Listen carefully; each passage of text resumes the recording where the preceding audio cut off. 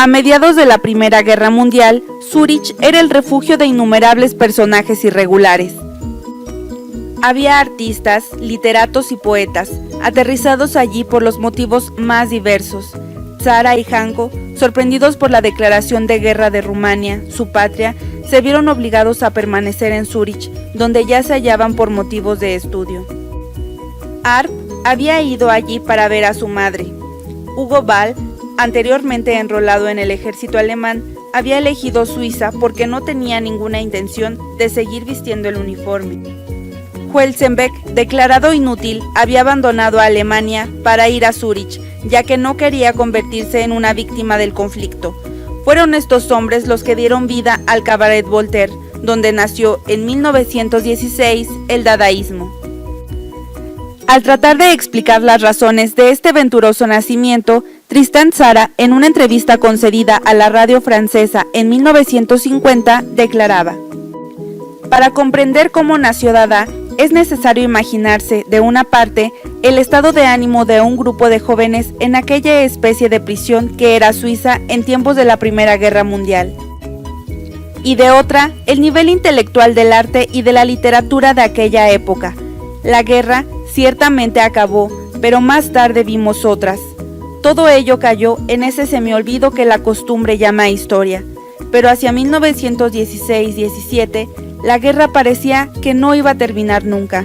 Es más, de lejos, y tanto para mí como para mis amigos, adquiría proporciones falseadas por una perspectiva demasiado amplia. De ahí el disgusto y la rebelión. Estábamos resueltamente contra la guerra. Sabíamos que solo se podía suprimir la guerra extirpando sus raíces. La impaciencia de vivir era grande. El disgusto se hacía extensivo a todas las formas de civilización llamada moderna, a sus mismas bases, a su lógica y a su lenguaje, y la rebelión asumía modos en los que lo grotesco y lo absurdo superan largamente los valores estéticos. Dada nació de una rebelión que entonces era común a todos los jóvenes, una rebelión que exigía una adhesión completa del individuo a las necesidades de su naturaleza, sin consideraciones para con la historia, la lógica, la moral común, el honor, la patria, la familia, el arte, la religión, la libertad, la fraternidad y otras tantas nociones correspondientes a necesidades humanas, pero de las cuales no subsistían más que esqueléticos convencionalismos, porque habían sido vaciadas de su contenido inicial. La frase de Descartes, "No quiero ni siquiera saber si antes de mí hubo otros hombres", la habíamos puesto como cabecera de una de nuestras publicaciones. Significaba que queríamos mirar el mundo con ojos nuevos y que queríamos reconsiderar y poner en tela de juicio la base misma de las nociones que nos habían sido impuestas por nuestros padres y probar su justeza. Acerca del origen del nombre Dada, Hans Arp cuenta que Tristan Tzara encontró la palabra Dada el 8 de febrero de 1916 a las 6 de la tarde en un diccionario Larousse. Así pues, Dada es antiartístico, antiliterario y antipoético. Su voluntad de destrucción tiene un blanco parecido, que es, en parte, el mismo blanco del expresionismo, pero sus medios son bastante más radicales. Dada está contra la belleza eterna, contra la eternidad de los principios, contra las leyes de la lógica, contra la inmovilidad del pensamiento, contra la pureza de los conceptos abstractos y contra la universal en general.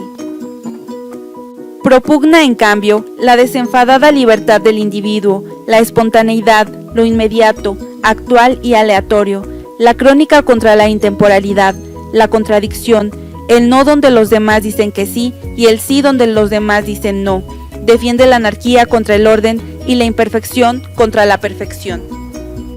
Por tanto, en su rigor negativo también está contra el modernismo, es decir, el expresionismo, el cubismo, el futurismo y el abstraccionismo, acusándolos en última instancia de ser sucedáneos de cuanto ha sido destruido o está a punto de serlo, y de ser nuevos puntos de cristalización del espíritu, el cual nunca debe ser aprisionado en la camisa de fuerza de una regla, aunque sea nueva y distinta, sino que siempre debe estar libre, disponible y suelto en el continuo movimiento de sí mismo, en la continua invención de su propia existencia.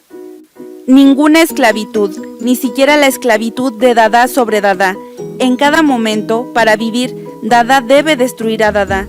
No existe una libertad establecida para siempre, sino un incesante dinamismo de la libertad, en la que ésta vive negándose continuamente a sí misma.